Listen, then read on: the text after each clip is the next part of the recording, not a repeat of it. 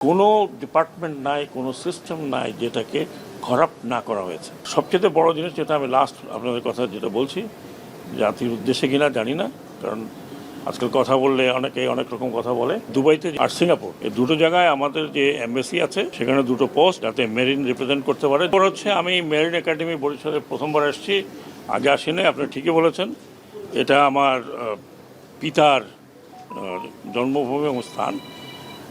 এখানে আমি এসেছি, আমি আপনাদেরকে দুটো নিউজ দিতে পারি যেগুলো ওনাদেরকে দিয়েছি। আমাদের যে মেরিনাররা বের হচ্ছে তাদের আন্তর্জাতিক অঙ্গনে তাদের অ্যাকসেপ্টেবিলিটি বাড়াবার জন্য যা যা করা প্রয়োজন আমরা চেষ্টা করছি সেটা করা।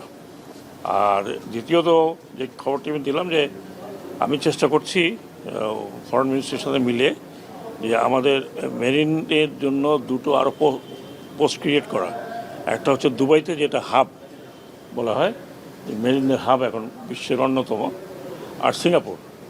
এই দুটো জায়গায় আমাদের যে এমবেসি আছে সেখানে দুটো পোস্ট যাতে মেরিন রিপ্রেজেন্ট করতে পারে, যারা আমাদের এই ইয়াং মেরিনারদেরকে শিপে প্রোভাইড করতে পারে। কারণ যেটা আমি শুনেছি যে হঠাৎ করে সিঙ্গাপুরে পোস্ট হয়, ও 6 ঘন্টার মধ্যে যেতে হবে। এটা তখন একটা বড় বিড়ম্বনা হয়ে যায়। আর মেরিন একাডেমির কিছু বিষয় ছিল, সেগুলো আমরা আলাপ করেছি।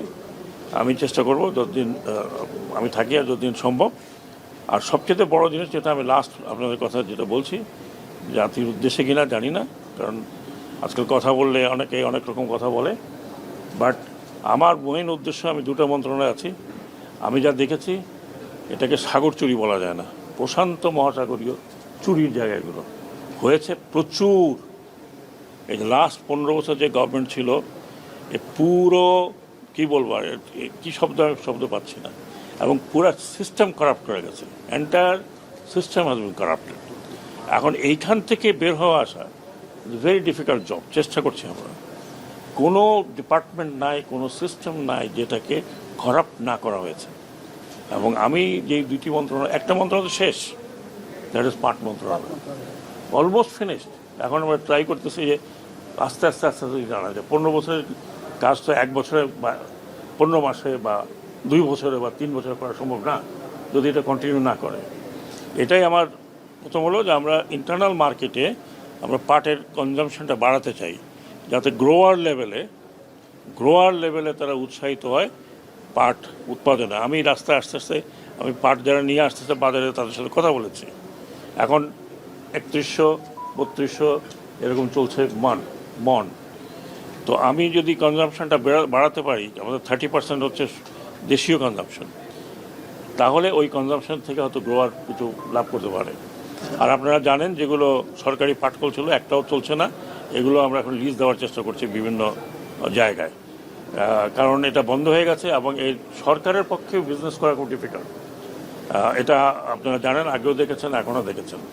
নৌ মন্ত্রণালয়ের ব্যাপারে আমি মাত্র বলবো যে ডুব দিচ্ছি, কোথায় নিচে কোথায় মাটি পাওয়া যাবে I don't know. It is totally, মানে আমার যেটা ইমপ্রেশন, এমনভাবে রন্ধ্রে আপনার কেনাকাটার মধ্যে, তৈরি করার মধ্যে, প্রজেক্টের মধ্যে কিছু প্রজেক্ট তো কেউ জানে না যে কেন নেওয়া হয়েছে। তো এইগুলোর থেকে আমি বের করার চেষ্টা করছি। এখন কতটুকু পারবো জানি না, এটা দেশবাসীর সাহায্য আমাদের দরকার। আমরা একা পারবো না। আপনাদেরকেও বলতে হবে যে এই দেশের যে অবস্থা করেছে, আমি শুধু পলিটিক্যাল কথা বলছি না, ইকোনমিক্যালি চুরি চামারি করে আপনারা দেখেন। এখন একটা লোককে ধরলে বলতে 1000 কোটি টাকা, এক লোকের নাকি 360টা বাড়ি। তো এখন এগুলো তো ভাই, আমরা তো অনেক আগে জন্মগ্রহণ করেছি, আমরা তো দেখিনি এই দেশে একটা বিশাল জমিদার আছে বা ব্যারনরা আছে যাদের কাছে মিলিয়ন্স অফ 2 দিন আগে কী ছিল, এখন একজন হয়ে গেছে হাজার কোটি টাকার মালিক। এইটা হচ্ছে আমার কাছে মনে হয় জাতির জন্য সবচেয়ে বড় প্রবলেম, যে এই করাপশন রিডিউস করা। 100% হবে না, বাট রিডিউস করতে হবে, এবং এইটাই হচ্ছে বড় চ্যালেঞ্জ আমার কাছে। এটা আমার ব্যাপার না, but I don't like it. এটা হতে পারে না। It has to be law and order, এবং আইনের মধ্যে চলতে হবে সবাইকে। যদি না চলে তার বিরুদ্ধে শক্ত অ্যাকশন নেওয়া উচিত। একটা জিনিস একটু শেয়ার করতে চাই, আপনি নিরাপত্তা বিশ্লেষক হিসেবেও পরিচিতি বাংলাদেশে। ওই জায়গাটা থেকে হিল ট্র্যাক্সের বিষয়টাকে আপনি একজন উপদেষ্টা মহাশয় হিসেবে আপনার মন্তব্যটা শুনতে চাই। আমার মন্তব্য হচ্ছে হিল ট্র্যাক্স সবসময় একটা জটিল পরিস্থিতি ছিল। কারণ সেখানে বিশেষ করে বেশ শুধু বাঙালি অবাঙালি না, সেখানে আরও 13টা 14টা কমিউনিটি আছে, কেউ বড় কেউ ছোট কেউ, তাদের মধ্যে একটা সৌহার্দ্যের ব্যাপার আছে এবং সেই সৌহার্দ্যটা আমি মনে করি, এটা ব্যক্তিগত মতামত, সেই সৌহার্দ্যটা বজায় রাখতে হলে যারা অপাহাড়ি আছে তাদেরকে বুঝতে হবে যে পাহাড়িদের বেদনা এবং দুঃখটা, এবং তাদের সাথে ইন্টারাকশনটা লোকালি যদি না হয় তাহলে খুব ডিফিকাল্ট হবে। আছে এর মধ্যে তো অনেকে অনেক রকমের ইন্ধন যোগাইতে থাকে, বাট ইন্ধনটা যাতে না যোগে সেজন্য লোকাল অ্যাডমিনিস্ট্রেশন এখানে যারা আছেন এবং যারা নেতৃত্বে আছেন, বিশেষ করে আমাদের পাহাড়ি ভাই বোনদের বেশিরভাগকে আমি চিনি, সিনিয়র যারা আমি বেশিরভাগকে চিনি, কারণ আমি 3 বছর কাটিয়ে আসছি বান্দরবনে। এখনও আমি যখন যাই তখন এই সব সিনিয়ররা চলে আসে।